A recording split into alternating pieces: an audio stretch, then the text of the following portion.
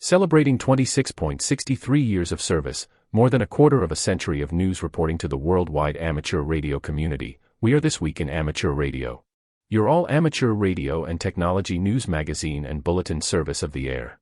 This is edition number 1385, with a release and air date of Saturday, September 13, 2025. Please take the program to your air following the cue tone.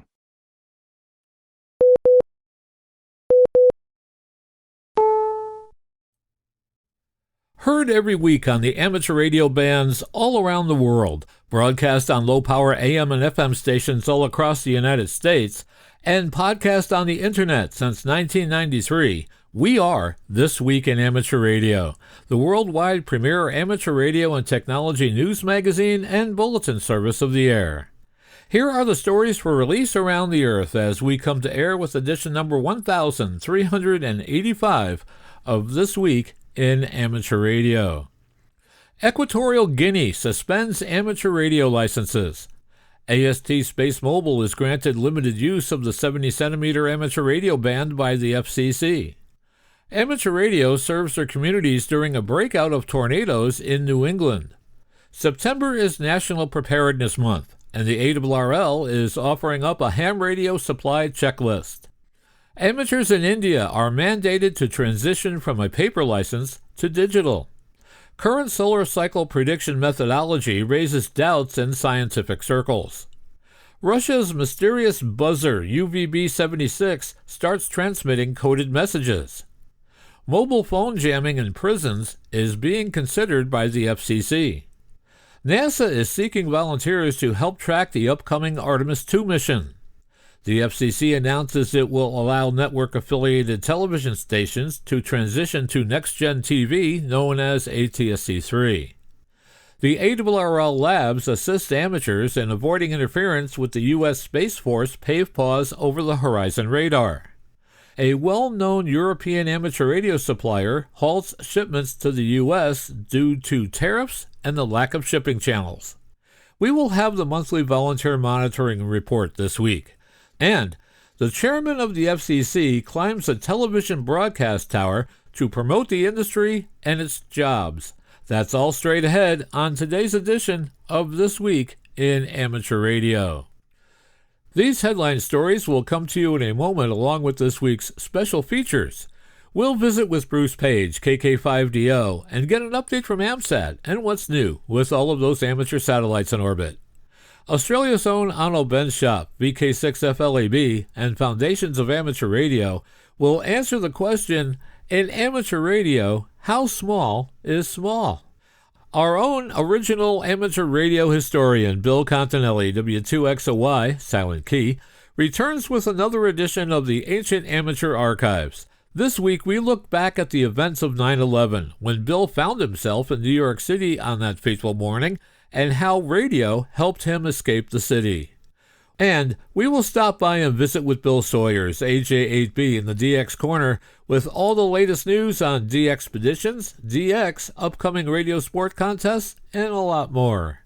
That's all straight ahead as North America's premier amateur radio and technology news magazine and bulletin service, This Week in Amateur Radio, takes to the air right now. Reporting from our headquarters studio just outside Albany, New York, sitting in the air chair in Studio B this week and enjoying the mostly dry weather we are having, I'm George, W2XBS. And reporting this week from the sleepy little town of Cortlandville, New York, I'm Chris Perrine, KB2FAF. And reporting from our news bureau in Rochester, New York, along the southern shore of Lake Ontario, I'm Dave Wilson, WA2HOY. And reporting from our news bureau in Sandwich, Illinois, where we're enjoying this fantastic, fair weather, and I'm stuck with some hard decisions on whether to get an elephant ear or a funnel cake, I'm Jordan Kurtz, Kilo Echo 9, Bravo, Papa Oscar. And from our studios in Naugatuck, Connecticut, where we're finally warming up into the upper 70s and 80s this week after several weeks of cool weather, I'm Steve Sawyer, K1FRC. And reporting from our news bureau just outside Albany, New York, in the Geek Cave studios, I'm Rich Lawrence, KB2MOB. And reporting live from the warm and humid Space Coast in Florida, I am Ed Johnson, W2PH. And reporting from our Troy, New York News Bureau, where the nights are getting chilly, I'm Eric, Kilo Delta 2, Romeo, Juliet X-Ray. And reporting from our amateur radio outpost in the western Catskill Mountains of upstate New York, where the first twinges of orange and red and purple are just beginning to appear on maple trees in beautiful fall weather, I'm Don Hulick, K2ATJ. And reporting from our news bureau in Fayetteville, Arkansas, where summer heat has returned with a vengeance, I'm Will Rogers, K5WLR. We have late-breaking news as we come to air this week. All amateur radio licenses are temporarily suspended in Malabo, Equatorial Guinea, following the detection of irregularities in their broadcasting. The Malabo government has decided to temporarily suspend all amateur radio licenses in the country due to irregularities detected in their issuance. The measure seeks to establish a new regulatory framework that guarantees effective control over the use of telecommunications frequencies and equipment in line with national security requirements. The decision was made at a meeting chaired by the Vice President of the Republic in charge of Defense and State Security, along with the Prime Minister and representatives from the Security, Defense, Finance, Transport, Treasury, and Telecommunications Regulatory Office sectors, known as ORTEL. The suspension is due to a failure in the established protocols for granting licenses. The measure was taken following the discovery of a case in which a foreign citizen, operating as an amateur radio operator, accessed sensitive areas such as Annobon and Batate using telecommunications equipment not authorized for his activity. The individual had applied for licenses in 2018 and again in 2025, paying a total of 531,000 CFA francs without properly verifying the legality of the equipment or the compliance of the assigned frequencies with national regulations. The Vice President has instructed ORTEL and state security agencies to ensure that all granted frequencies strictly comply with the country's technical and legal requirements.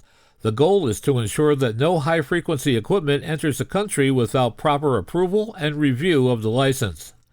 Furthermore, those involved in the case have been ordered to appear in Malabo before Friday, September 12th with all relevant documents, including the equipment approval certificate signed back in March 2025 and the corresponding electronic visa.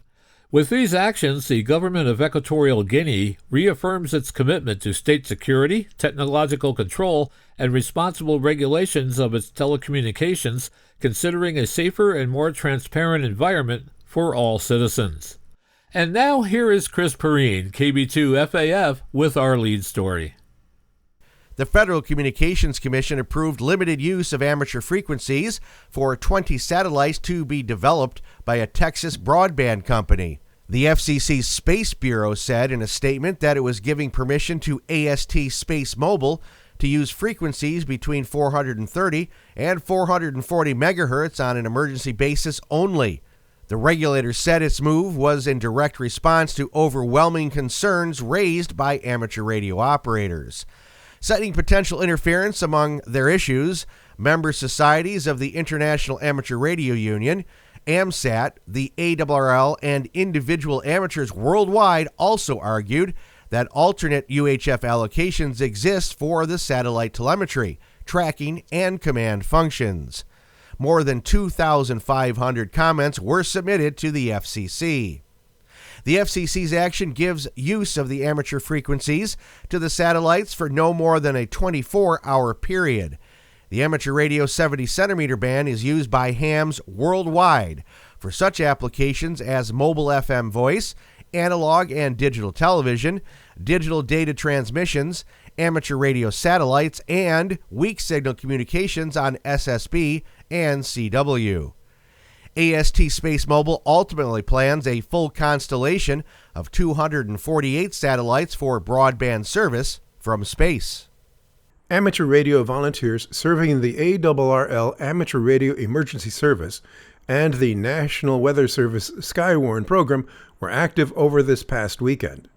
John Ross, KD8IDJ, has more. They were serving their communities in New England as tornado-warned storms moved across New York, Connecticut, and Massachusetts. 5 EF1 tornadoes struck the central Massachusetts communities of Paxton, Holden, Berlin, and Stowe. A squall line of severe thunderstorms that would eventually have embedded tornadoes in central Massachusetts swept across the region as well. Skywarn nets activated on repeaters across the area. Reports came in rapidly of downed trees and wires, as well as hail up to 3/4 of an inch in diameter in western Massachusetts, with radio amateurs sharing critical damage reports from this area. In addition, reports of damage were received in all of the tornado path areas in near real time. It had been a below-normal 2025 severe weather season with only one large-scale severe weather event in July across Rhode Island and southeastern Massachusetts, said Rob Macedo, KD1CY, ARRL Eastern Massachusetts Section Coordinator and Skywarn Coordinator. That all changed on September 6th. Southern New England averages 2 tornadoes per year. The 6 states of New England average 8 tornadoes per year, and there had been none in 2025 until Saturday 9/6, when 2/3 of the average year total occurred. This outbreak also put Southern New England above average for tornadoes in the 2025 season. I'm John Ross, KD8IDJ. All of the amateur weather observations were shared with the National Weather Service in Boston and with the Norton Weather Forecast Office, WX1BOX, amateur radio team direct via repeaters using various applications, email, social media that the amateur radio team utilizes. All active Skywarn nets were secured around 6:30 p.m. Saturday. Andrew Lucanto, lead meteorologist at the National Weather Service in Norton, Massachusetts, commented, "Thanks to the entire team for all the reports today." A complete summary of the severe weather in southern New England can be seen on the WX1BOX website. As the tornadoes that struck Massachusetts on September 6, 2025 demonstrate, you need to be ready for an emergency ahead of time. Radio amateurs were able to serve their communities and the National Weather Service because they were prepared. The Federal Emergency Management Agency has released a list of supplies to keep in an emergency supply kit, which includes things like food, water, medications, a first aid kit, and other useful items, but hams may want to take it a step further. ARRL Director of Emergency Management Josh Johnston, KE6MHB, says hams should make sure their stations are resilient, have a battery backup or alternate means of power. The grid may go down. Make sure your antennas are functional and that you have backups in case they are damaged. It may be a good idea to keep a few balins and some spools of wire to quickly erect antennas if needed, he said. In addition to having these items, Johnson says to test and exercise the equipment throughout the year. Consider getting your emergency gear out and doing a shakedown of it during a Parks on the Air operation. It puts your station to the test, gets you active on the air, and can be a fun activity done year-round. Find more information about resilience and preparedness through amateur radio at arrl.org/ARES. September is National Preparedness Month, and the ARRL is working to arm members with knowledge and resources to be resilient in the face of disaster. With more detail on how you can prepare, we go to League headquarters, where John Ross, KD8IDJ, files this report. Amateur radio serves as a powerful tool and national resource before and when all else fails. But being prepared goes beyond radio. Being ready to serve your community through ham radio begins with being ready yourself, said ARRL Director of Emergency Management Josh Johnson, KE5MHV. Johnson spent 17 years as a county emergency manager before coming to lead programs such as the ARRL Amateur Radio Emergency Service, ARES. Having a plan and preparing yourself will improve your chances of being resilient in the face of disaster. ARES works closely with the Federal Emergency Management Agency, FEMA, who has shared a checklist of 12 ways to prepare, which you can find right now at arrl.org. I'm John Ross, KD8IDJ. The FEMA recommended ways to prepare are sign up for alerts and warnings, make a plan, save for a rainy day, practice emergency drills, Test family communication plans. Safeguard documents. Plan with neighbors. Make your home safer. Know evacuation routes. Assemble or update supplies. Get involved in your community and document and insure property. You can find more information and resources at ready.gov/September and at awrl.org/Aries. Hams in India, who received amateur radio licenses in paper form, are being required to replace those certificates with a digital license no later than September 15 by logging into Saral Sanchar, a web-based portal of the Department of Telecommunications.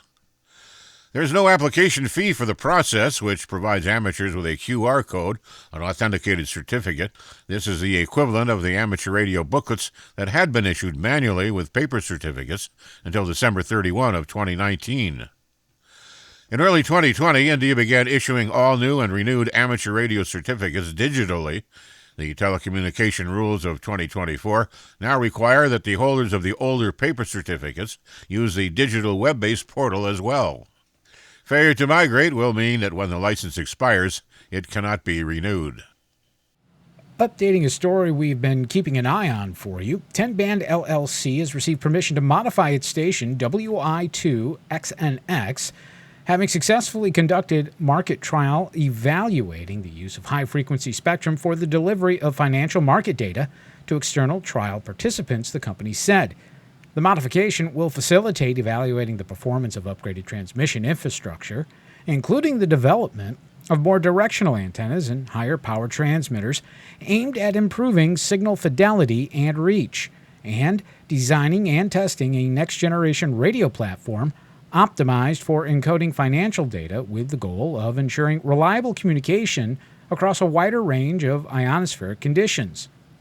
WI2XNX is authorized up to 385 kilowatts effective radiated power in 9 HF bands at its Elburn, Illinois and Humptulis, Washington stations. The license is for experimental purpose only and does not permit commercial service or market access, the FCC did note, in applying 16 conditions to the experiment. Market trial testing is limited to up to 50 participants. RCA Telecom has added a third transmission site to WO2XPY in West Chicago. It comprises a 10-kilowatt amplifier, 3 Yagi antennas, plus a log periodic array. As this year brings the solar maximum of cycle 25, a different kind of solar storm has been raging, one that challenges the long-standing and prevailing paradigm scientists use to help arrive at forecasts.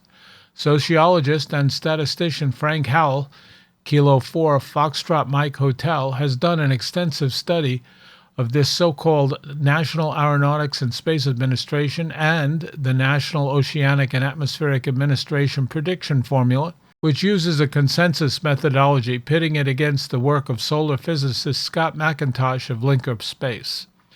In this busy, high-profile year for the Sun and its activity, Frank has written extensively and presented a series of virtual talks on the subject in the United States and overseas. He has long discussed the competing models extensively in his blog, k4fmh.com.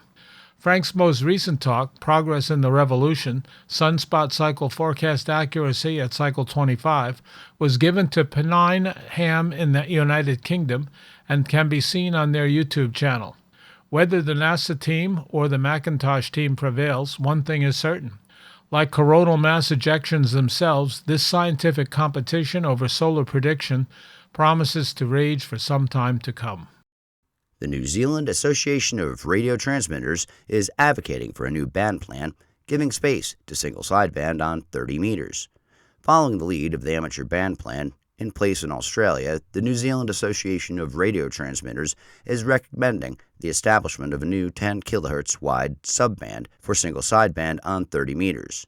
This change would divide the CW-only band in half, giving it 20 kHz at the bottom of the band. Digital mode operators would get 20 kHz of spectrum, double their current allocation at the top of the band. Sideband's proposed 10 kHz would be found between 10.120 and 10.130 MHz. With SSB operation already legal in New Zealand, the association notes that only the approval of this revised band plan stands in the way of the change taking place. The proposal is for this to occur on a 12-month trial basis, with a review to take place in the final months. It is time for this month's edition from the Volunteer Monitor Program. The Volunteer Monitor Program is a joint initiative between ARRL and the FCC to enhance compliance in the amateur radio service. This is the current activity report of the VM program. A technician operator in Texas was issued an advisory concerning 40-meter FT8 operation.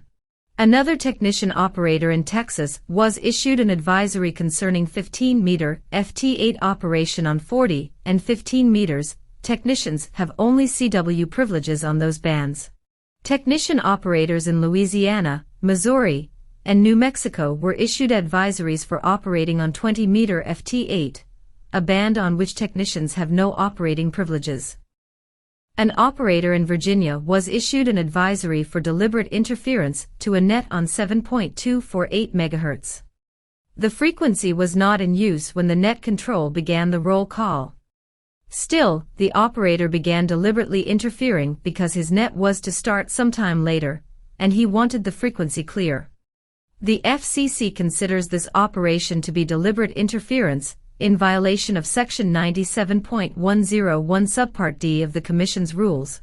All frequencies in the amateur radio service are shared, and no non-emergency net has greater rights than any other amateur operator. A commendation was issued to an operator in Texas for courtesy shown to ADX station on April 19, 2025. The operator was managing an AM net on 17 meters, but changed frequencies at the request of the DX station. Advisory notices concerning improper wide signals were issued to stations in Washington, North Carolina, and Texas. Section 97.307 Subpart A of the Commission's rules states, "No amateur station transmission shall occupy more bandwidth than necessary for the information rate and emission type being transmitted, in accordance with good amateur practice." A commendation was issued to an operator in Illinois for his work with the local emergency management agency on the W9ANL repeater on 146.970 MHz, assisting in efforts to restore damaged power lines and removal of downed trees. 2 operators in New Hampshire received commendations for building a system of 2-meter and 70-centimeter nodes across mountainous terrain in New Hampshire. Before their installation, all communications had to be relayed. An operator in Virginia was issued an advisory notice for transmissions on 3.933 MHz after being asked to cease interference on top of existing communications and continuing the interference with unsolicited comments. There was one FCC meeting. The totals for monitoring for this report were 1,452 hours on HF frequencies and 2,181 hours on VHF frequencies and above, for a total of 3,633 hours. We thank Volunteer Monitor Program Administrator Riley Hollingsworth, K4ZDH, for this report. The shortwave radio station UVB-76, famously known as The Buzzer and located near Moscow, Russia, has resumed broadcasting encrypted messages after years of continuous monotone buzzing. Since the 1970s, the station has been known for its persistent droning sound, but recently it interrupted this usual broadcast twice to transmit coded messages consisting of Russian words, numbers, and cryptic codes. Among the transmitted messages, the previously used call sign NZHTI appeared, alongside sequences of numbers such as 38, 965, 78, 58, 88, 37. Some listeners speculated that these numbers might represent geographical coordinates. A video of the broadcast quickly spread on social media. Professor David Stupples, who teaches electronics and radio engineering at City University, London, suggested that the Russian government likely operates the station. He noted this might be a security measure and is unlikely to serve peaceful purposes. Operating continuously since at least the mid-1970s, UVB-76 transmits on the 4,625 kHz shortwave frequency emitting a persistent buzzing sound interspersed with occasional voice messages. These spoken broadcasts often include lists of names, numerals, or coded phrases delivered in a flat, mechanical tone by both male and female voices. According to Priom.org, a respected monitoring group of radio observers, UVB-76 is believed to be part of a military communications network linked to Russia's Western Military District. Its messages have been categorized into three general types: monolith, user, and command, each believed to correspond to different levels or types of military operations. Arie Bender, a Dutch radio researcher, reflected on various theories about the station that have emerged over the years. Some say it is an old Soviet dead man switch that would trigger a nuclear attack on the West if the buzzing stops. Others believe it is a signal for UFOs or even a mind control device, he explained. UVB-76 attracted the attention of amateur radio enthusiasts starting in the 1980s. From the 1990s onward, it became known for its regular buzzing noises, occasionally interrupted by random names, words, and numbers. Some researchers argue that this variety suggests the station serves more than just an ordinary emergency frequency. Measurements by Professor Stupples show that the station broadcasts with thousands of watts of power reaching in all directions. Whether the latest messages can be decoded remains uncertain. However, much like during the Cold War, the Doomsday radio station continues to provoke curiosity and unease in the international community today. Meanwhile, Russia has launched the Bion M No. 2 spacecraft carrying, wait for it, 75 mice and 1,500 flies into polar orbit to study how they respond to the polar radiation environment. Cell phone jamming is illegal in the United States, but the FCC is considering whether to give prisons permission to jam the cell phones of inmates. The Federal Communications Commission hopes to grant federal and state prisons the right to jam mobile phones that have been smuggled into inmates. The Commission has scheduled a vote this month to remove a restriction that keeps the prisons from such jamming. The inmates are not authorized to have the phones, which the Commission said are being used to assist them in conducting criminal activity while behind bars. The United States prohibits the use and even the sale or distribution of any equipment that can jam authorized signals, such as radio communication, police radar, GPS devices, and cell phones. Jamming is forbidden under the Communications Act of 1934, which has been amended and updated since its original drafting. The vote is scheduled for September 30th. Hi, this is Will Rogers, K5WLR, the narrator for our weekly amateur radio history series, A Century of Amateur Radio. This week it has been 24 years since the 9/11 attacks happened, so I thought I would take a week off from my duties as historian and bring in my predecessor and historian extraordinaire, the late Bill Continelli, W2XOY, who found himself at a work meeting in Manhattan on that fateful morning. So this week we present Bill's Ancient Amateur Archive edition of how radio helped Bill make his way out of New York City on September 11, 2001. Ever since I entered the world of amateur and CB radio in the late 1960s, I wanted a station that was portable and battery operated for traveling and emergency use. Thus, over the years, I avoided the big tube-type rigs and instead focused on radios such as the Heathkit HW8, the realistic DX150B, homebrew transistorized QRP CW transmitters, 5-watt CB walkie-talkies, and other HF and VHF rigs that could fit in a duffel bag and operate anywhere. I kept Rayovac and Union Carbide in business with my battery purchases. This policy paid me many dividends, from the numerous QSOs I had on the road in my Volkswagen bus, to the many snow and ice storms I lived through in Buffalo, New York, to the time, in 1978, when I was on board a Greyhound bus in a snowstorm. We got stuck at a railroad crossing, and it was my call on my 2-meter HT that brought help. Over the years, I developed a habit of carrying a radio bag, usually a small briefcase, that contained various portable rigs, spare batteries, and antennas. In fact, the last time I ventured out of the house without the radio bag was on January 11th, 1981. On that fateful day, as I made a quick run to the store, my old VW bus threw a rod, and, as I pushed it off the road, I witnessed a car-pedestrian accident in which a boy was critically injured. From that day forward, my motto was, "Where I go, so goes the radios." I adhered to that policy on September 11th, 2001, when I boarded the 5:10 a.m. Amtrak out of Albany, New York, bound for Manhattan, 142 miles to my south.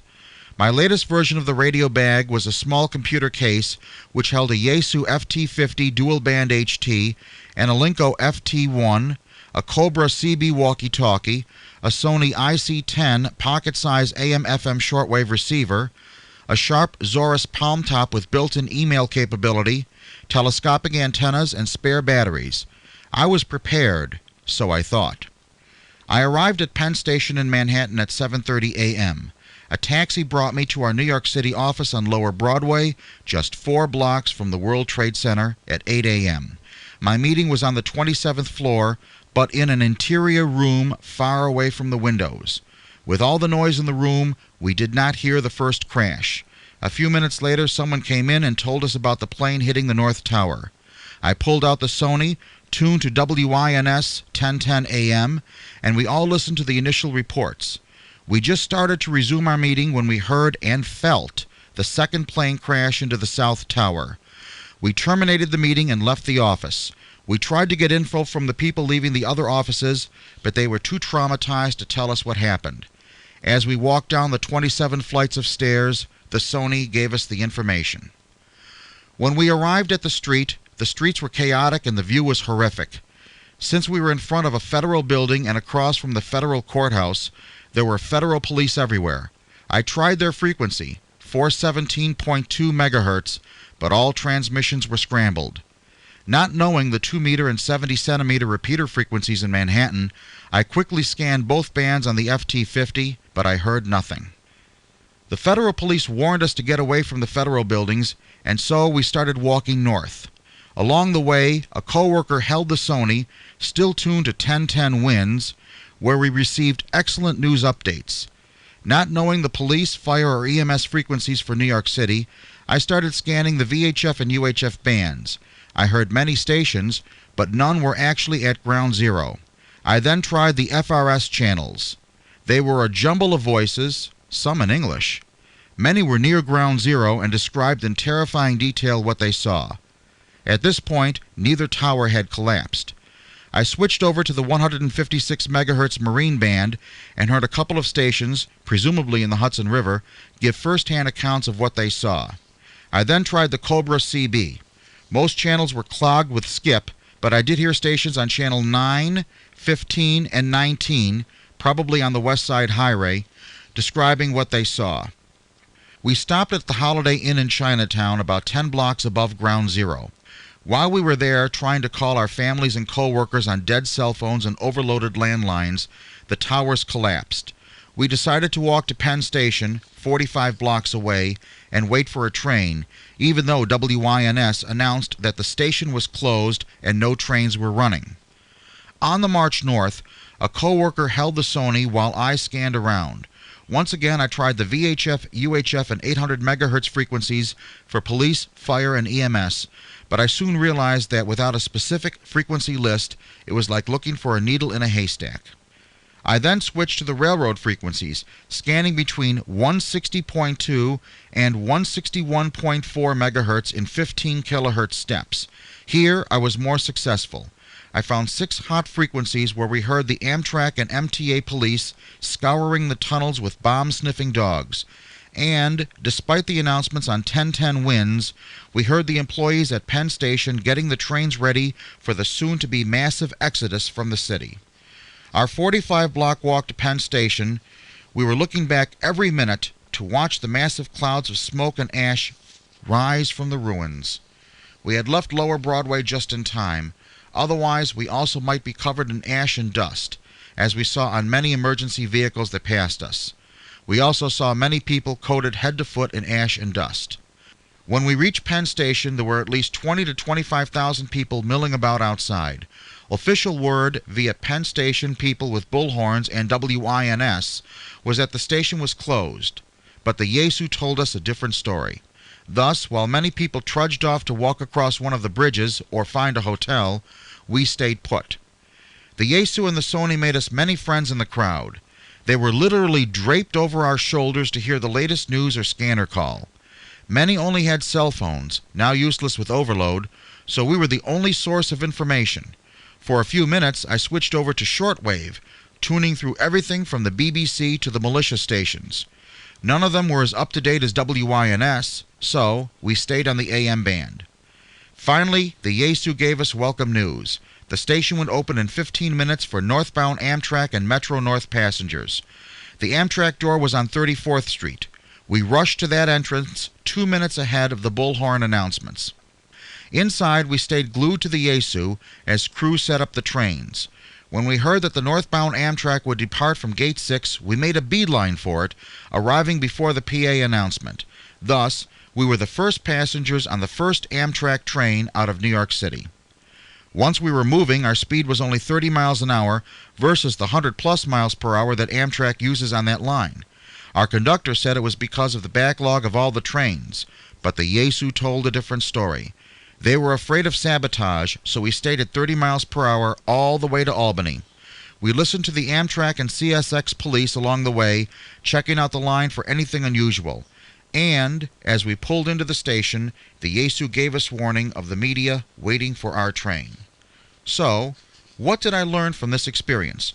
First, having the radios was not enough. I needed the amateur repeater frequencies, the subaudible tones, and the offsets, as well as the Manhattan emergency frequencies. I wasted a lot of time in random searches and probably passed many active frequencies that were temporarily quiet. With frequencies widely available on the internet, there's no excuse not to be prepared when you visit another city. Second, pre-program your radios if possible. My Yaesu's memory channels are a hodgepodge of frequencies including TV and weather transmissions that will stop any scanning in its tracks. If your scanner or HT has banks, pre-program 1 or 2 banks with about 20 of the top frequencies you will need. Then you can lock out the rest and concentrate on the priority channels. Third, choose your radios carefully. In retrospect, I should have had a GMRS or FRS radio with me. There may be situations where you need to communicate with non-hams. REACT operates a coast-to-coast system of emergency repeaters on 462.675 MHz, and the FRS emergency channel is 462.5625 MHz, which is FRS channel 1. Fourth, bring an earphone or a headset. I didn't mind half of 33rd Street listening to WINS, but I wanted the information from the Yaesu only for me and my group. Since September 11th, I've gone to Buffalo twice and Seattle, Washington. I was more prepared. I have a trip to Phoenix coming up next week, and I've downloaded and programmed key frequencies into the Yaesu and Alinco. There's a second radio bag packed for the Phoenix trip. It has FRS and GMRS radios, as well as a brand new Yaesu FT817. I'm going well prepared and in style. This is Bill Continelli, W2XOY, for This Week in Amateur Radio. Hello and welcome to the DX Corner for your weekly dose of DX as part of Ham Radio's oldest ham radio magazine on the air, This Week in Amateur Radio. I'm Bill, AJ8B. As of this Saturday, there will be 102 days until Christmas. Time is flying, so we better get started. The DX word for this week is OQRS. You have heard me use the term quite a bit, and I thought a deeper dive would make some sense. In amateur radio, OQRS stands for Online QSL Request System. It's a web-based tool that allows operators to request QSL cards from DXpeditions, contest stations, or other operators without sending a physical QSL card or by using traditional mail. The key features of OQRS are convenience. Operators can request QSLs online, often using a form that includes details of the contact, such as call sign, date, time, band, and mode. Efficiency. It reduces the workload for DX stations by automating the QSL process. And you can imagine if you work 40 or 50,000 folks, you'd want a better way to do it. It's cost effective, often cheaper than sending physical cards via email, especially internationally. Options are many systems offer both Bureau, which is free or low cost via national QSL bureaus, and Direct, which is paid, faster delivery options. And there are a couple of platforms that this is supported on.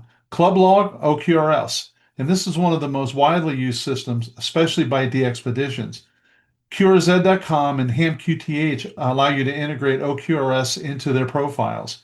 And finally, individual DXpedition websites often have custom OQRS forms. So OQRS is a simpler way and a more efficient way for you to get QSL cards from the station you need it. And if you need more information, just drop me an email at thedxmentor@gmail.com. If you're interested, there is a DX workshop in Bowling Green, Kentucky on Saturday, October 4th. The sessions will cover DX basics and overview, DX operating techniques, and RF propagation.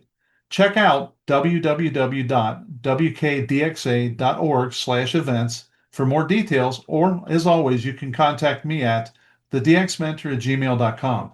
I can guarantee that this will be the best $15 you've spent in a long time for a day of DX networking and learning.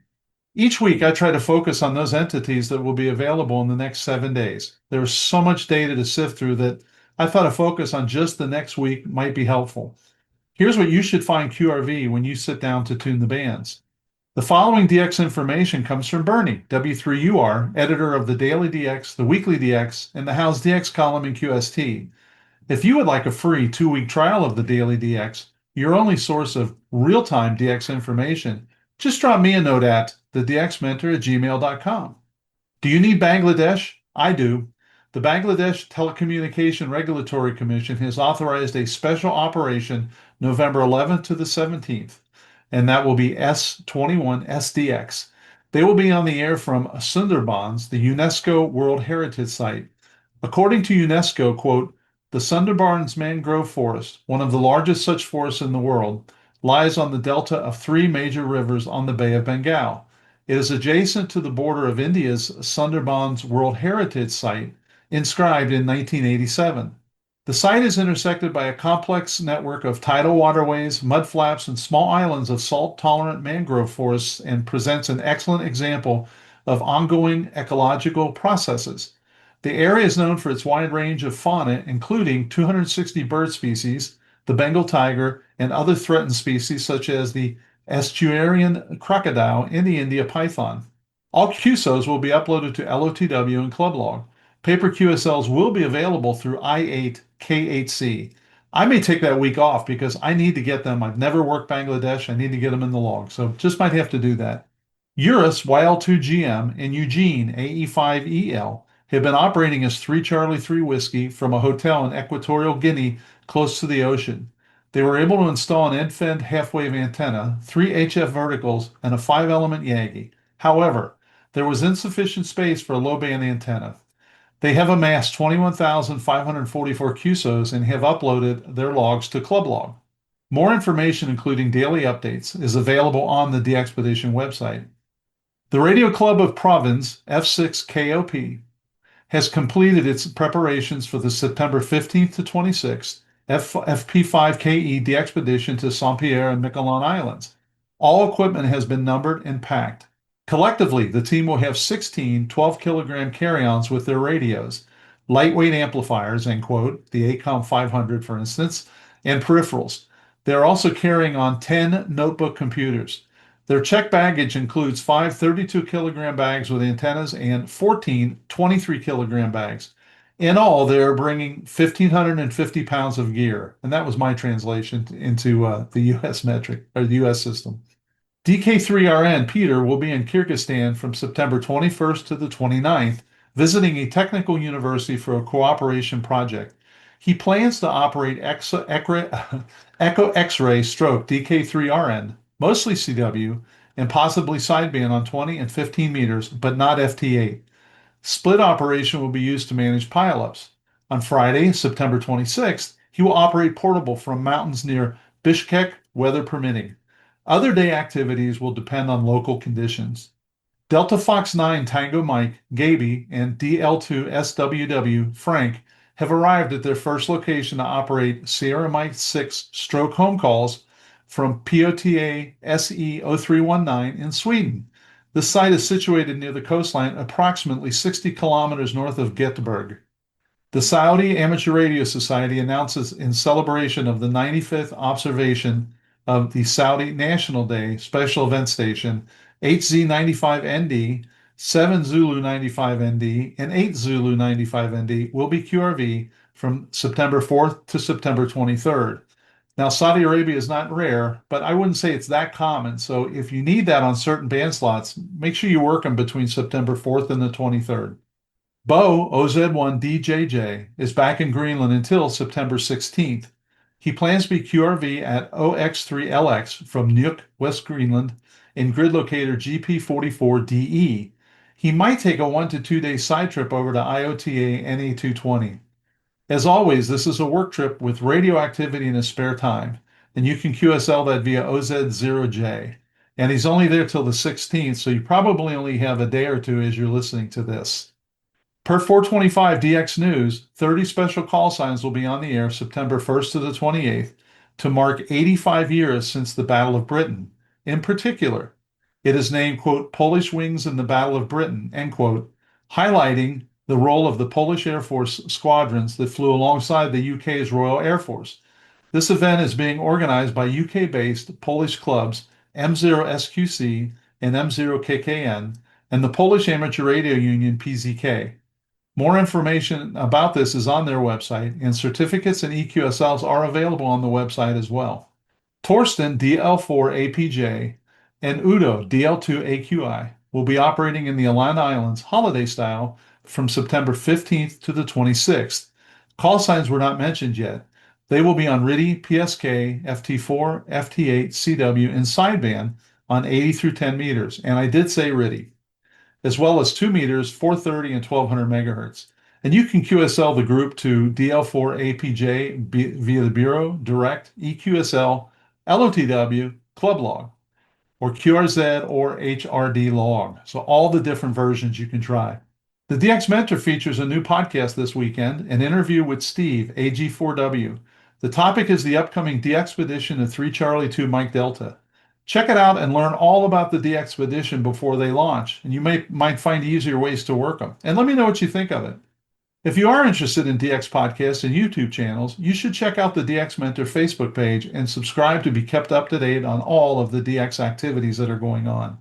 Until next week, this is Bill, AJB, saying 7-3, and thanks to my XYL Karen for her love and support. I hope to hear you in the pile-ups. Have a great DX week. Foundations of Amateur Radio. I've owned a Yaesu FT857D radio since becoming an amateur, and at the time I was absolutely blown away by how much radio fits inside the box. It's smaller than most of the commercial radios I'd seen when I bought it. I came across a video by Michael, Kilo Bravo 9, Victor Bravo Romeo the other day showcasing a wooden cigar box with a complete, well, almost complete, POTA or Parks on the Air activation kit. I say almost since Dave, Kilo Zulu 9 Victor, the owner of the kit, points out that the box doesn't contain an antenna. It made me wonder, how small is small? According to RigPix, the lightest transmitter on an amateur band, in this case the 5 GHz or 5 cm band, is an amateur TV transmitter, weighing in at 3.9 grams. The eShine TX06 is capable of FM with about 18 MHz of bandwidth with an audio subcarrier. Of course, that's not a transceiver, but I thought it worth mentioning in case you needed an excuse for something tiny in your shack. Besides, as far as I can tell, there's never too much amateur TV in the world. I've built a crystal radio on a breadboard, which is tiny, but it doesn't transmit. So, to set the stage, I think we need to limit ourselves to transceivers, that is, a device capable of both transmitting and receiving on amateur bands. Before continuing, I'd like to express my thanks to Jana, Sierra Mike 0, Oscar Foxtrot Victor, for the rigpix.com database that he's been maintaining in Notepad since 2000. Without the invaluable information documented for the currently 7,512 radios, I'd be spending an awful lot of time hunting for information. Moving on, the Faraday RF board is a transceiver capable of using 900 MHz or the 33 cm band. It comes in at 30 grams, but without a computer it's a circuit board with potential. The Pico APRS by Tanner Delta Bravo 1 November Tango Oscar is a 2-meter transceiver specifically for APRS. Weighs in at 52 grams and similar in look and a third of the weight of an Ericsson T18 mobile phone. Speaking of mobile phones, the Pico APRS does Wi-Fi and Bluetooth, can pair with your phone and act as an AX25 modem. I'll confess, I'm drooling. Moving right along, for 70 centimeters there's a Rubix and Walk and Talk, weighs in at 65 grams. Mind you, the RigPix database puts this under the license-free PMR 446 section, which comes with a sage warning: check your local laws before transmitting. There's a few Alinco DJ-C models for different markets that operate on 2 meters or 70 centimeters, weighing in at 75 grams. The ADALM Pluto weighs 114 grams, but you'll need a USB power supply of some sort to make it do anything. It can operate between 70 MHz and 6 GHz, but the user interface is limited to a single button and LED. So if you want to interact with it, you'll need some external technology.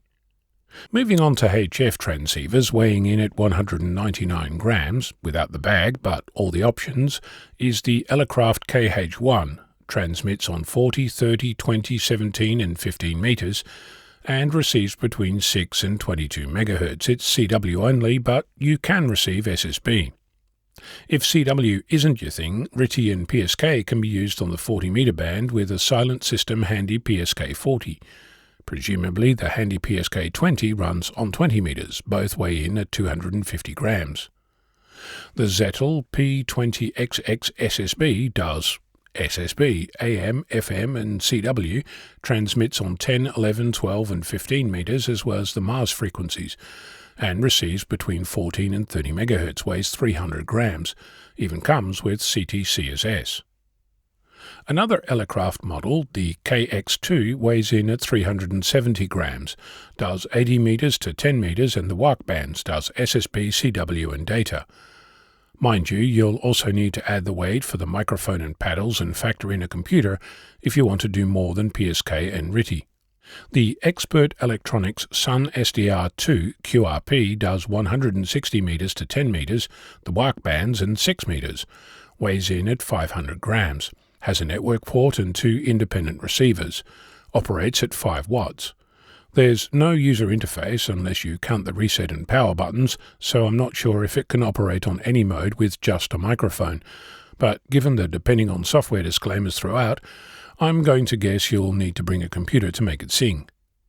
The Ryzen RS918 SSB does all HF amateur bands between 160 meters and 10 meters, has a user interface and display, even a big tuning knob, has built-in FreeDV and does FM, SSB and CW.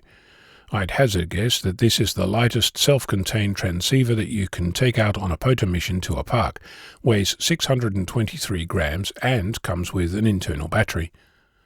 The Elecraft KX3 also does 160 meters to 10 meters and 6 meters with a 2-meter option, weighs in at 680 grams, but that doesn't include any options.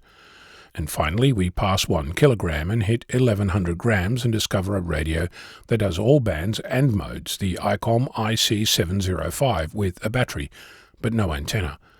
The Yaesu FT817, FT817DN and FT818 weigh 70 grams more, but that weight includes both a battery and antenna. Of course, there are other options. For example, there's the True SDX by Manuel, Delta Lima 2 Mike Alpha November, and Guido, Papa Echo 1 November November Zulu. Does 80, 60, 40, 30 and 20 meters, CW, SSB, AM and FM. Comes in a kit, weighs 140 grams. It's not on RigPix, so I only know about it because it was mentioned by Dave, Kilo Zulu 9 Victor. Similarly, I bumped into, wait for it, a single transistor transceiver, called the Petitico. In case you're wondering, Petitico means very small in Portuguese, and Petitico means very, very small. Designed by Miguel, Papa Yankee 2 Oscar Hotel, it comes in various revisions, including one by Cyprian, Yankee Oscar 6 Delta X-Ray Echo, also known as DX Explorer on YouTube, complete with a circuit board design and, with some modifications, can do AM in addition to CW. It's also not in the RigPix database, and I have no idea what it weighs. The point being that this rundown is intended as a starting point to explore how small you can really get, and still activate the park or peak you intended to. While you're contemplating weight, remember to account for power, control, and most importantly, an antenna, or 6. Again, big thank you to Yana, Sierra Mike 0 Oscar Foxtrot Victor for the rigpix.com website. Also, thank you for the memories of the Spectra Video SV318 and SV328. The last time I bumped into one of those was in 1980 Mumble, when I was working in a computer shop on the Haarlemmerstraat in Leiden, Mr. Micro Zap, if you're curious. What lightweight adventures are you looking for next? I'm Ono, Victor Kilo 6, Foxtrot Lima Alpha Bravo. NASA seeks volunteers to passively track the Artemis II Orion spacecraft as the crewed mission travels to the Moon and back to Earth. NASA is asking for those with the necessary capabilities to observe the Doppler shift on the Orion's S-band return link carrier signal. The monitoring is designed to archive and keep a carrier lock solely for purposes of tracking the spaceship. Volunteers will not be transmitting or uplinking signals. Orion's S-band signal is between 2,200 and 2290 MHz.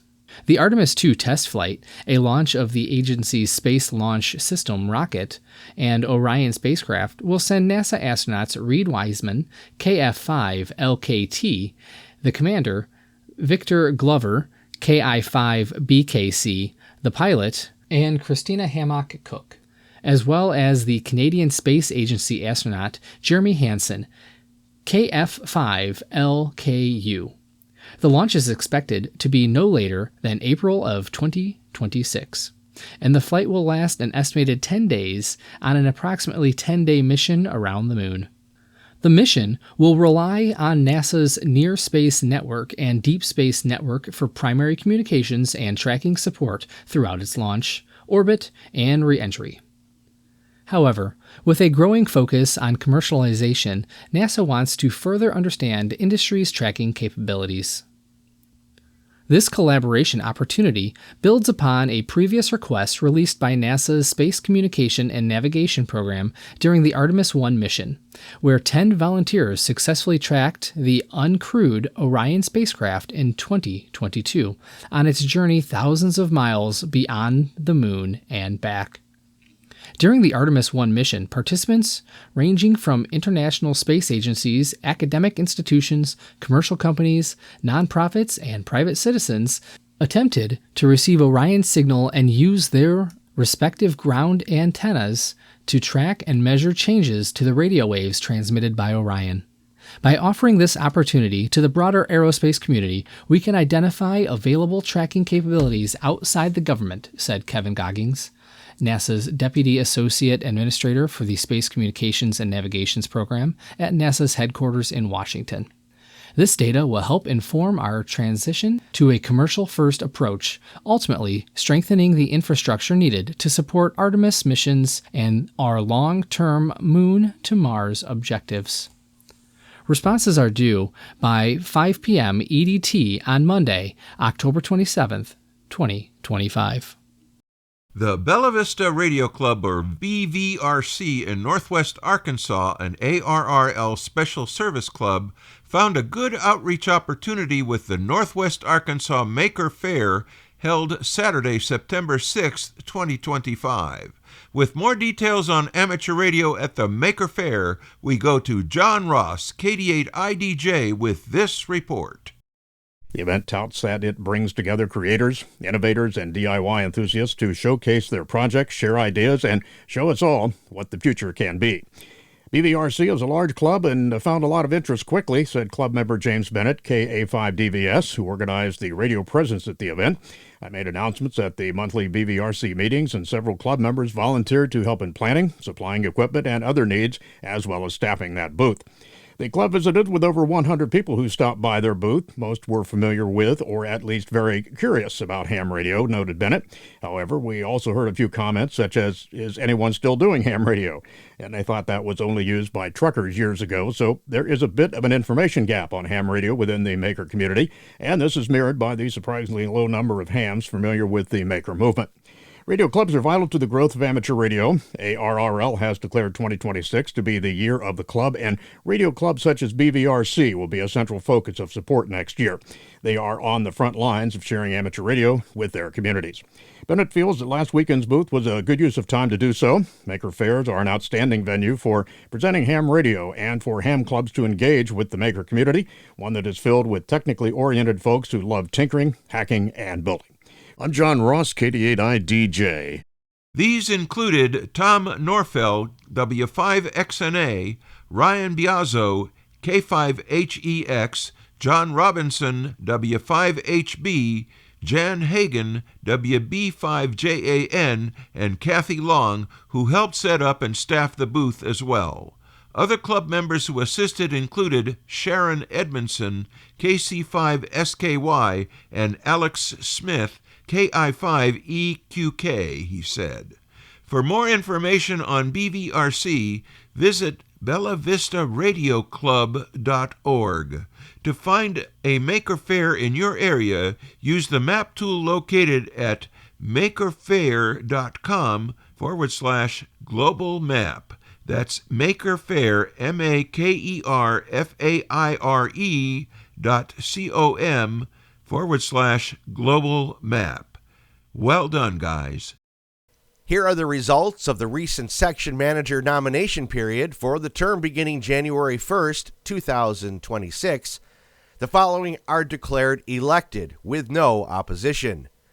New section managers in Michigan, Ralph Katz, AA8RK. In Santa Barbara section, Keith Elliott, W6KME. Continuing section managers are as follows. In Alabama, Dennis Littleton, K4DL. In Alaska, David Stevenson, KL7EB. In Delaware, Stephen Keller, KC3DSO. In the East Bay section, Mike Patterson, N6JGA. In Kansas, Ron Cowan, KB0DTI. In New Mexico, Bill Matter, K8TE. And in Tennessee, David Thomas, KM4NYI.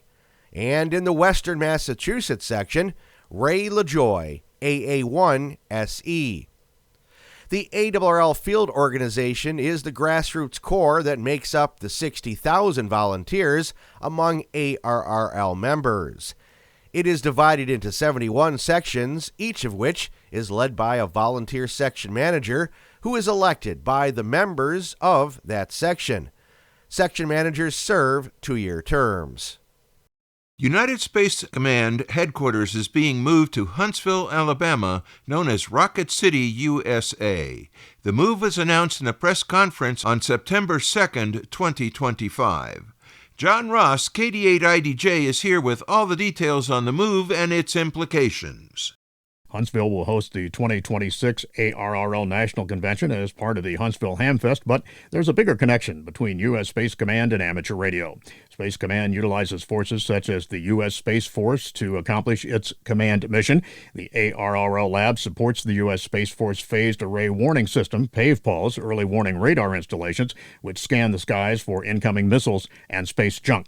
Since 2007, the ARRL lab has been conducting this crucial analysis using Longley-Rice terrain modeling to determine if an amateur fixed station repeater or EME station is eligible for a waiver to be granted by the military to run more than 50 50 watts of RF power on the 70 centimeter band, currently allowed with a 100-mile radius of either Cape Cod Air Force Station in Massachusetts or Beale Air Force Base in California. We want to ensure that amateurs can exercise as many operating privileges as possible while understanding the need for the Space Force to operate without interference, said ARRL Lab Manager George Spada, K1GKS. The reports provided to the Space Force advise a cone of protection in azimuth and elevation at which the amateur world would be limited to a power level and which would not interfere with the radar. Amateurs are secondary users of the 70 centimeter band, and the ARRL Lab's cooperation with the military helps ensure that we do not interfere with this vital function of our nation's security. I'm John Ross, KD8I-DJ. As of this writing, the lab is conducting this analysis for 2 different waiver requests. It is an important part of the work we do to serve radio amateurs, said Spada. Bruce Page, KK5DO, is here now with this week's AMSAT report. Bruce? Thanks, John. The ARRL DXCC program has 2 stations added to the list with satellite endorsements. What makes these 2 special is that they are the first from their respective countries. Sudan TA4SO is the first ARRL DXCC holder from Turkey, and Max EI6KC is the first from Ireland. Congratulations to both. On September 19th, there are 4 CubeSats scheduled to be deployed from the ISS. They are GHS-01, Dragonfly, STARS ME2, and RSP-03. The frequencies have not been published yet. One satellite will have APRS. One will take digital recordings and repeat them over an analog FM transponder. We will have more information as it becomes available. Finally, everyone likes a challenge. AMSAT Spain and URE have organized their 5th AM1 SAT biennial contest. The goal is to make the longest satellite contact on a LEO satellite only. This allows the contest to be available to hams worldwide. There are many LEO satellites to choose from, and you never know when that one contact you make is going to put you in this year's record book. The dates for this are September 15th through the 21st. This is Bruce Page, KK5DO. Back to you, John. And thanks, Bruce, for that report. It is time for this week's look at solar weather and the latest propagation forecast.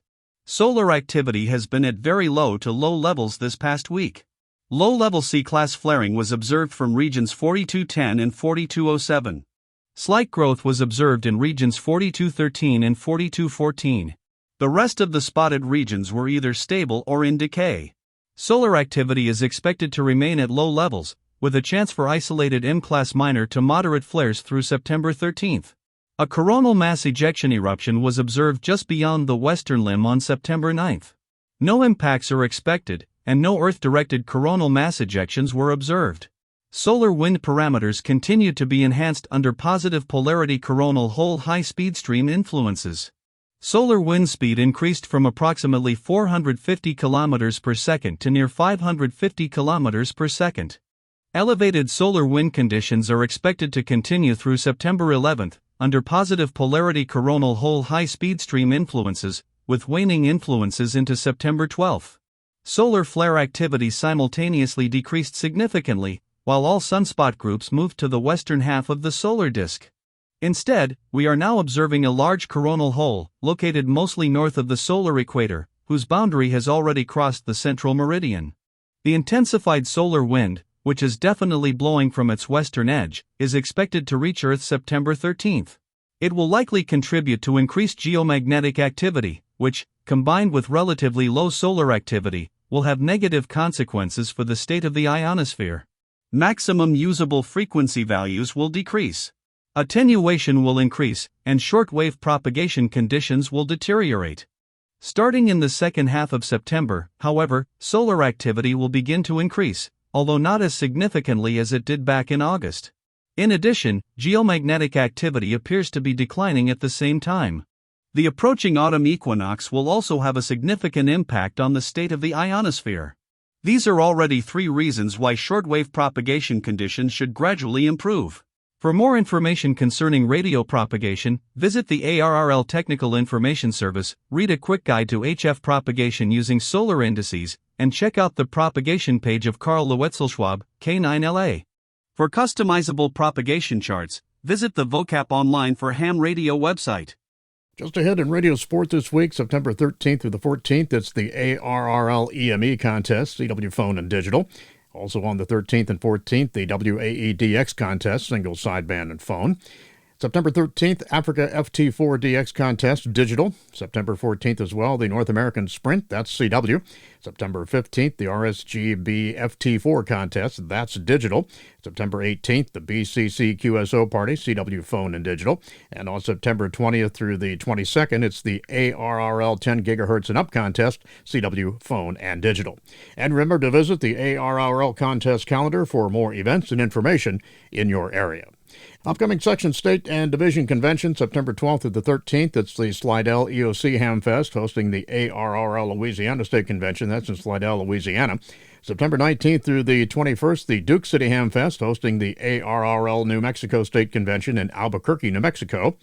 September 20th through the 21st, the Midwest Superfest, hosting the ARRL Central Division Convention in Chillicothe, Illinois. And on September 27th, the ARRL Dakota Division Convention, that's in Moorhead, Minnesota. And don't forget to search the ARRL Hamfest and Convention database to find more events in your area. Battleship Iowa Amateur Radio Association's BIARA NI6BB will celebrate the U.S. Navy's 250th birthday with radio operations on October 4th through the 19th, 2025. Frequencies will be on or near those listed on the front page of the BIARA.org Battleship Iowa Amateur Radio Association webpage. Modes will be at the discretion of the individual control operators manning NI6BB. Operating hours are expected to be between 1400 and 2400 UTC. That's 0700 and 1900 local Pacific time. QSLs will be available per the detailed instructions found on the website. For more information, please contact W6HB at BIARA.org. Many U.S. amateurs have learned from many retailers around the world how America's tariffs are affecting their ability to order imports.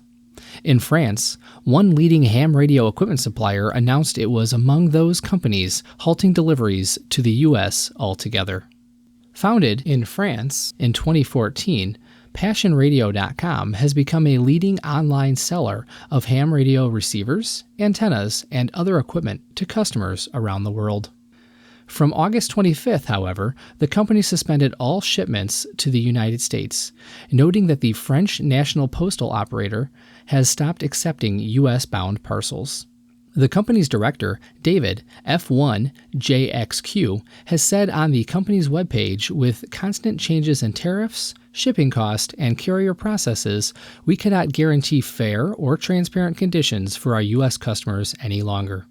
Our priority is to restore a reliable and cost-effective shipping solution as soon as possible. He added that the import duties are paid by the buyer, not the seller. When the purchased good arrives in the U.S., the seller has no control over that. U.S. Parcel and other shipping services are also reviewing deliveries to the United States. UPS expects to apply an extra international processing fee to all imports from anywhere outside the U.S. starting September 8th. Imports to Europe from the U.S. remain unaffected, David said. He went on to say that our collaboration with 5 U.S.-based suppliers continues without disruption, as the European Union has not imposed any retaliatory tariffs or reciprocal 15% import duties on the products arriving from the United States. Meanwhile, hams in the U.S. have also began to feel the impact of another sweeping marketplace change. Low-cost purchases from overseas that were once not subject to such tariffs have lost that long-standing exception. Those so-called de minimis parcels are estimated to make up as much as 97% of packages imported. The elimination of this exception also affects awards or merchandise ordered through SOTA. Awards manager Barry, GM4TOE, wrote on the SOTA Reflector on August 29th. That he was unable to process any orders for low-value shipments to the United States. It is time for this week's edition of AMSAT Satellite Shorts from All Over. And this week we begin in the United Kingdom, where we find that the Radio Society of Great Britain 2025 convention will be held on October 1st through the 12th at the Kents Hill Conference Center, Milton Keynes. The program is full of entertaining, intriguing, and thought-provoking presentations and have been organized into 3 streams: Discover, Learn, and Progress. The organizers are also excited to offer 3 workshops to help attendees learn and develop skills in a practical setting. Young hams who are under 21, you can attend the convention free of charge. Attendees who are under the age of 16 must be accompanied by a responsible adult. The presentations will be streamed live by the BATC and recorded for later viewing on YouTube. Streaming links will be made available as the event gets closer. Information on the complete presentation schedule and registration details can be found on the RSGB's website. Next, we hear how SpaceX's Dragon cargo spacecraft successfully finished a test reboost of the International Space Station on September 3rd, according to NASA. The freighter fired 2 of its Draco engines for 5 minutes and 3 seconds during the maneuver, agency officials wrote in a Wednesday statement. The ISS orbits roughly 250 miles above Earth on average, but naturally falls back to our planet due to atmospheric drag. Visiting cargo spacecraft therefore take on the job of lifting the orbiting complex higher every few minutes. On Wednesday, Dragon's efforts got the station to an orbit of 260.9 by 256.3 miles, according to NASA. The new boost kit in Dragon will help sustain the orbiting lab's altitude through a series of longer burns planned periodically throughout the fall of 2025, agency officials added. NASA has said these tests will also be important for another SpaceX job down the road, and that is the deorbiting the ISS itself. The newly launched NASA Synthetic Aperture Radar satellite has successfully deployed a record-breaking 39-foot wide radar antenna in orbit, unfolding it like an umbrella after weeks of careful preparation. Launched on July 30th from India's Satish Dhawan Space Center, the satellite carries 2 powerful radar systems, L-band from NASA and S-band from the Indian Space Research Organization, or ISRO. ISRO is capable of penetrating clouds, vegetation, snow, and tracking changes on the Earth's surface. The massive gold-plated wire mesh reflector weighs 142 pounds, was released through a carefully staged process involving joint-by-joint boom extensions and the firing of explosive bolts. It took 4 days for the structure to fully extend before motors and cables pulled it into its final drum-like shape. The antenna reflector, made of gold-plated wire mesh, has been compared to the eye of the system, and it operates, as we said, on both L and S bands. Nexstar will be capturing detailed data about forest and wetland ecosystems undergoing change, about the impact of earthquakes on the Earth's crust, and the motion of glaciers and sheets of ice over time.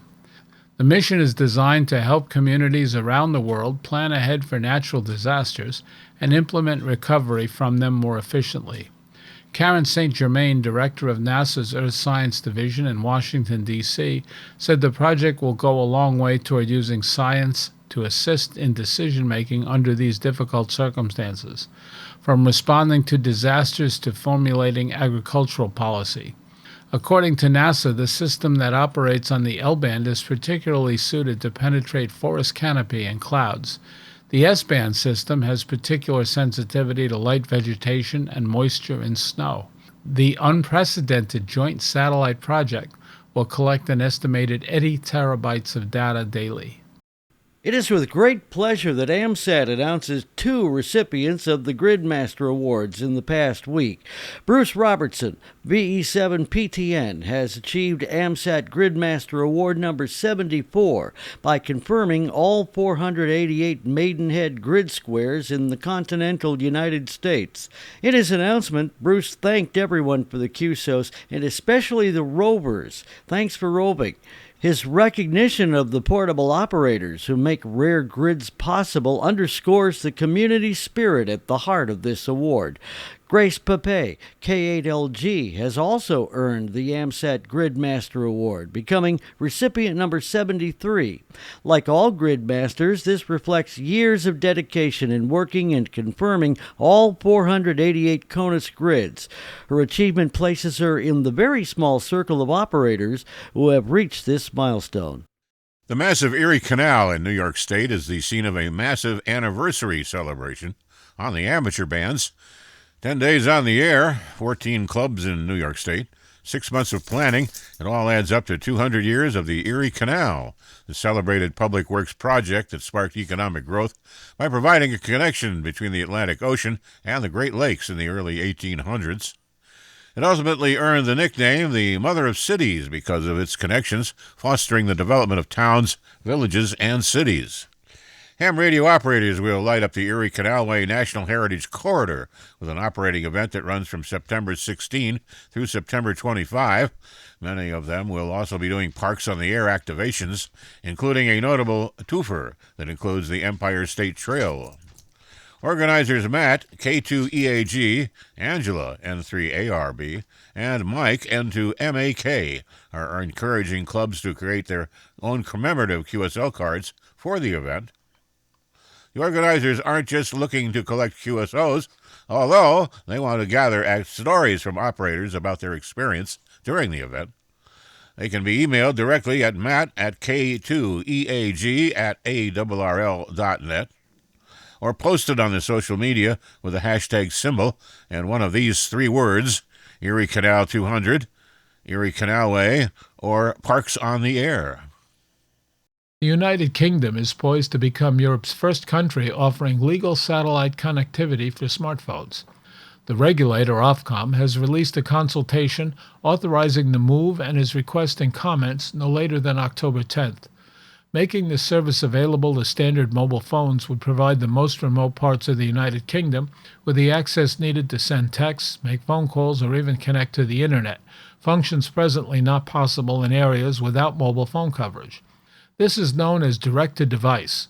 An operation would be permitted after Ofcom has provided a variation to the licenses of mobile network operators. The change would also grant such use to mobile handsets and any other devices that make use of the SIM cards. The Northern Panhandle Amateur Radio Club, Wheeling, West Virginia, will operate Whiskey 8 Zulu, Quebec for POW and MIA Awareness Special Event Station on September 20th, 2025. Operation will begin at 1300 UTC in the general class portions of the 20 and 40 meter bands. The event honors National POW and MIA Recognition Day, a time to remember prisoners of war and those who are missing in action, as well as their families. In 1979, Congress passed a law authorizing the President to proclaim a National Day of Recognition. President Jimmy Carter designated July 18, 1979, as the first National POW and MIA Recognition Day. In 1986, the event was formally assigned to be observed on the third Friday in September each year. Today, that is the official time to honor the sacrifices made by POWs and MIAs. The excitement continues to build during these remaining months of planning for the World Radio Sport Team Championship to be held next year in England. Event Chairman Mark M0DXR has announced that members of the wildcard team have been chosen by the organizing committee. The lead position will be held by Diego LW5HR, who showed much promise in the qualifications both as a single operator and as a part of a number of multi-operator teams. His teammate will be Manu LU9ESD. Mark said that given the strong representation of the United States and Europe in the other teams, the makeup of the wildcard team from South American amateurs has satisfied the organizers' goal for the field to achieve international diversity. Wildcard teams are created to recognize candidates with exceptional competitive skills, but who were not chosen during the selection process for the other teams. The preparations and 24-hour contests take place from July 8th to the 13th, showcasing the skills of 50 teams of two-person operators. Like the Olympic Games, it is held every 4 years. The Young Ladies Radio League has announced 6 scholarship recipients for this year, 2 each for the Ethel Smith K2LMB Memorial Scholarship, the Mary Lou Brown NM7N Memorial Scholarship, and the Martha Wessel K0EPE Memorial Scholarship. Congratulations to Grace Pape, K8LG, and Needy Smith, KN6OJJ, for their selection as recipients of the Ethel Smith Scholarship. Grace is a top contester and youth mentor. She is studying electrical engineering at Cedarville University in Ohio. Needy is a PhD student at the University of Colorado Boulder, where she is studying toward her PhD in aerospace engineering sciences. She is the communications officer for the school's amateur radio club. Madison Kloger, KC1KJT, and Cameron Ellis, WX5CAM, have been chosen for the Martha Wessel Scholarship. Madison is active in public service and emergency communications, and worked recently with the Federal Emergency Management Agency in its Office of Planning and Preparedness. She has a bachelor's degree in emergency management and is pursuing her master's in cybersecurity. Cameron is entering her final year at Texas A&M University, where she is studying meteorology and atmospheric sciences. She became involved in ham radio through the school's Texas Aggie Storm Chasers organization. Rachel Jones, KO4HLC, and Catherine Forson, KT5KMF, are receiving the Mary Lou Brown Scholarship. Rachel, a PhD candidate in aerospace sciences at the University of North Dakota, has been a presenter on radio space science for students and is currently the winter manager of KC4USV at McMurdo Station in Antarctica. Catherine is a senior meteorology student at Texas A&M University and active as an officer in the campus radio club W5AC. She is also a liaison between the club and the Texas Aggie Storm Chasers, where she serves as radio and licensing director. Catherine received the ARRL's Hiram Percy Maxim Award in 2021. The Federal Communications Commission this week issued a public notice to facilitate the transition of local broadcasters to ATSC 3.0, the next generation television standard designed to enhance viewer experiences with improved picture quality, immersive audio, and interactive features. The Media Bureau's notice outlines regulatory support and clarifies processing practices for ATSC 3.0 license applications, aiming to streamline the shift from the current ATSC 1.0 standard while ensuring minimal disruption to viewers. With this move, the FCC has created a path for local ABC, CBS, Fox, and NBC stations to shut down their current free over-the-air TV signals and switch to the new ATSC 3.0 standard. This will force millions of Americans to buy a new ATSC 3.0 converter to continue receiving television off the air. Although there is no deadline for when this transition must be finished by, local TV stations will be able to request permission to fully shift to ATSC 3.0 if they meet certain requirements. The FCC's announcement focuses on 3 key areas: clarifying methods for determining eligibility for expedited processing, reaffirming the commitment to process non-expedited applications, and highlighting existing flexibilities in the rules for transitioning stations. These steps are intended to encourage broadcasters to adopt ATSC 3.0, which promises advancements like 4K resolution, mobile viewing capabilities, and enhanced emergency alerts. For expedited processing, the FCC requires transitioning full power and Class A stations to simulcast their primary video programming stream in ATSC 1.0, ensuring that at least 95% of the population within a station's noise-limited service contour retains access to the signal. The Bureau clarified that it will continue to use Longley-Rice terrain analysis to calculate population coverage, a method that accounts for geographical factors to assess signal reach accurately. This approach ensures a precise evaluation of whether an application qualifies for expedited processing, typically completed within 15 business days of public notice. For stations unable to meet the 95% coverage threshold, the FCC reaffirmed its commitment to processing non-expedited applications on a case-by-case basis. These applications are evaluated based on their merits, with the Bureau considering factors that minimize viewer impact. For instance, the FCC may offset predicted population losses if another station within the same network affiliation serves the affected audience. Applicants are encouraged to provide detailed data such as contour overlap maps to demonstrate minimal disruption and public interest benefits. The Bureau also invites broadcasters to consult with its video division staff for guidance on navigating these requirements. The notice also emphasizes existing flexibilities in the rules to support the transition. Notably, ATSC 3.0 stations are only required to simulcast their primary stream in ATSC 1.0, not multicast streams, allowing broadcasters to allocate resources efficiently while adopting the new standard. This flexibility aims to balance innovation with viewer accessibility. The FCC's efforts reflect a commitment to modernizing broadcast television while maintaining service continuity. By providing clear guidelines and encouraging coordination, the agency seeks to accelerate the adoption of ATSC 3.0, ensuring broadcasters and viewers alike can benefit from its advanced capabilities. AMSAT was well represented at the 2025 HamXposition held in Marlborough, Massachusetts. The event was also the ARRL New England Convention. The booth was appropriately decked out with the AMSAT ambassador flag, as well as other signage from previous events.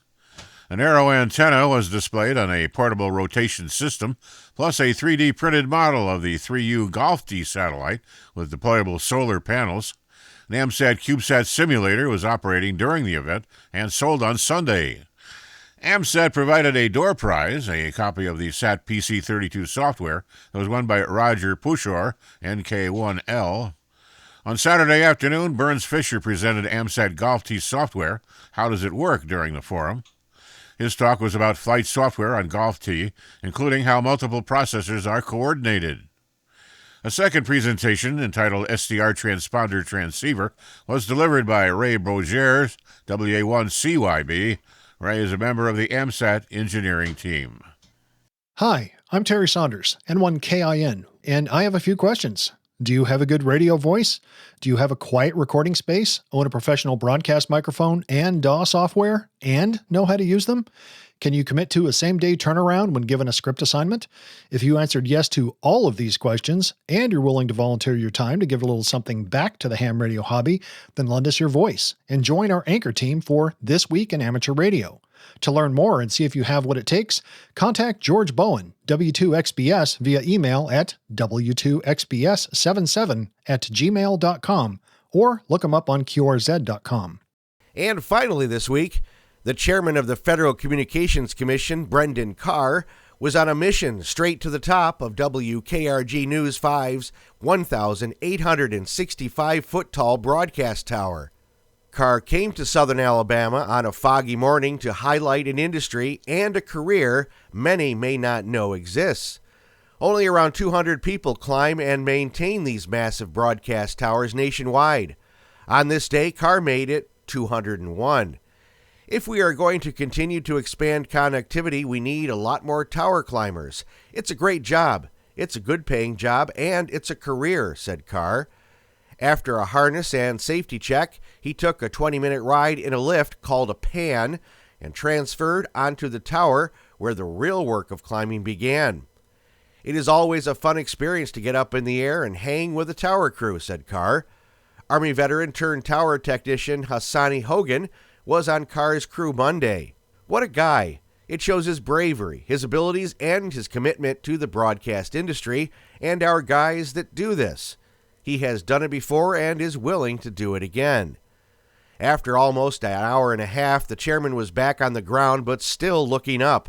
It was fantastic with Hassani and his crew. They're getting amazing work done. His mission to bring attention to that work was accomplished.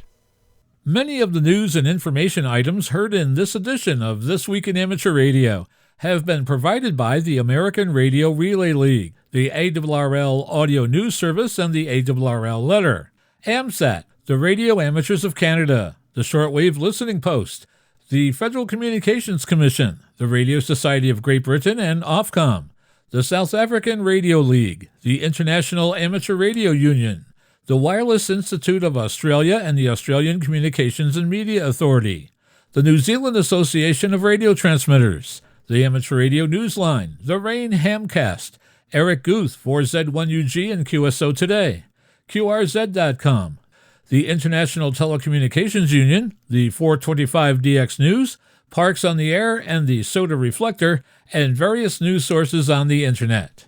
This Week in Amateur Radio is heard all around the world on the amateur bands, and on great repeater systems like the KB3 CNN Gateway FM Association repeater, on 146.730 MHz every Tuesday evening at 7:30 p.m., covering the wide area of western Pennsylvania, Ohio, and West Virginia.